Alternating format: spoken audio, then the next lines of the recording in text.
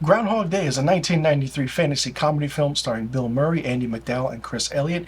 It is directed by Harold Ramis, with a screenplay by Danny Rubin and Harold Ramis, and a story by Danny Rubin. This tells the story of Bill Murray, who portrays Phil Connors, a weatherman who goes to Punxsutawney, Pennsylvania, to cover the annual Groundhog Day festivities.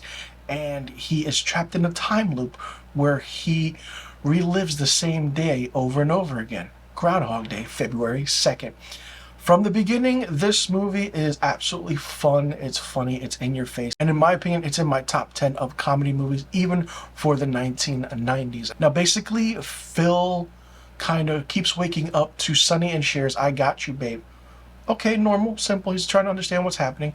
Then it keeps happening, and different events occur over the course of the film. He tries to understand why this is happening or how it's happening, and he does things because he knows that the next day things are going to be different and no one's going to remember anything, but he will remember it, but not anyone else. The way the story moves is absolutely brilliant. The sarcasm that Bill Murray plays in this as Phil Connors is absolutely phenomenal. Andie MacDowell as Rita, Phil's producer, is really spot on. I feel like they mesh well together. And Chris Elliott as Larry, Phil's cameraman, is really funny as well. We don't give much credit to Chris Elliott because he is a phenomenal comedic actor. And not only that, we see that Harold Ramis cameos as a neurologist in this, and seeing Harold Ramis and Bill Murray together on screen is great because they did the Ghostbuster movies before this, and it's really fun. The setting of Punxsutawney, Pennsylvania is really prominent. Gobbler's Knob, it's great. Now, all the people in this film that Phil interacts with, he interacts with later on in the movie as well. You see someone walking by or he passes someone by, you see them later on. The continuity is great, and it's really meshed really well.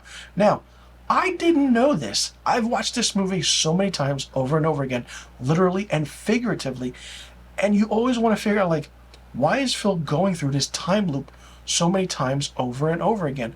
Well, some moviegoers have said that when he gets hit in the head with a shovel, he kind of, gets concussed and relives it over and over again for certain reasons. Then he has to understand why life is, he has to treat people well in order to get out of certain things.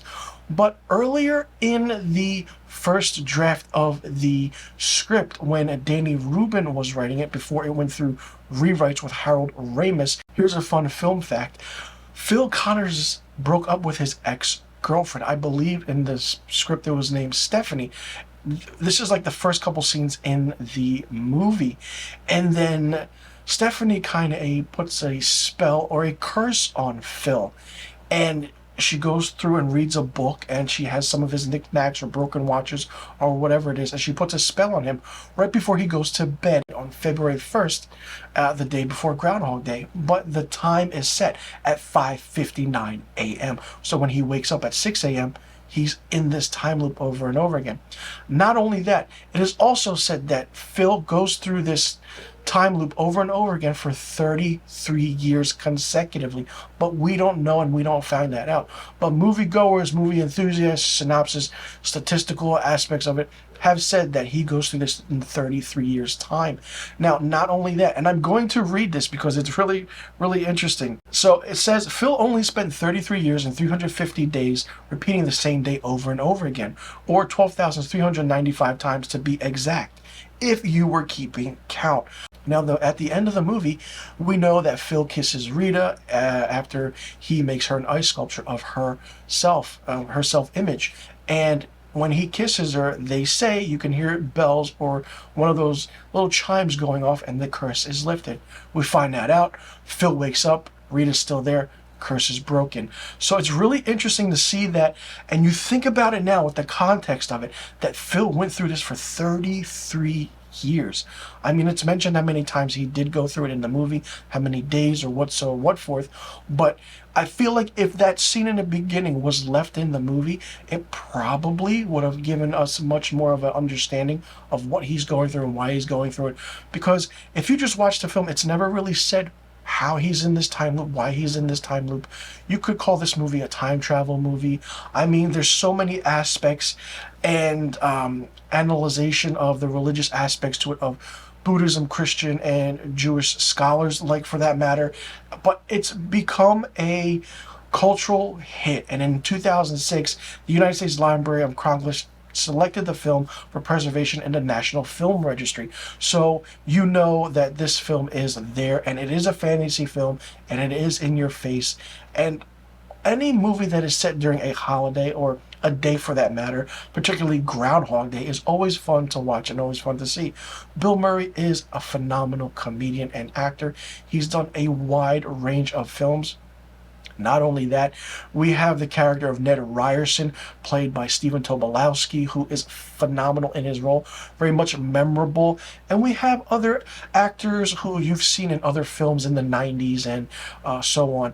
But for what it is, the aspect of how this movie is fantastic. It's phenomenal. If you haven't seen it, I don't know why you haven't seen it. You're missing out. I mean, it's the 30th anniversary of this movie. 30 years of Groundhog Day. Like, that's insane. I feel like the character of Phil Connors in this life is more accurate than the actual Punxsutawney Phil, who gets the weather correct if he sees his shadow or if he doesn't see his shadow.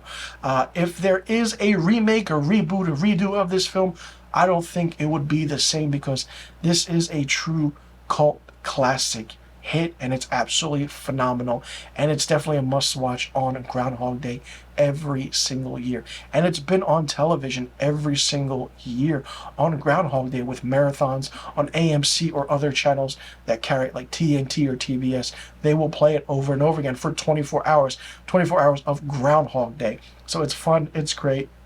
For me, Groundhog Day gets 5 out of 5 stars. Let me know in the comment section below what you thought about Groundhog Day. Did you like it? Did you not like it? What did you think of it? Do you remember seeing this movie when it first came out 30 years ago on February 4th, 1993? When you did see it back then, how many times did you see it in the theater? And is this one of your favorite comedies of all time? And where do you rank it in your top favorite films, or comedy films of all time for that matter as well? So let me know in the comment section below about all the questions I just asked.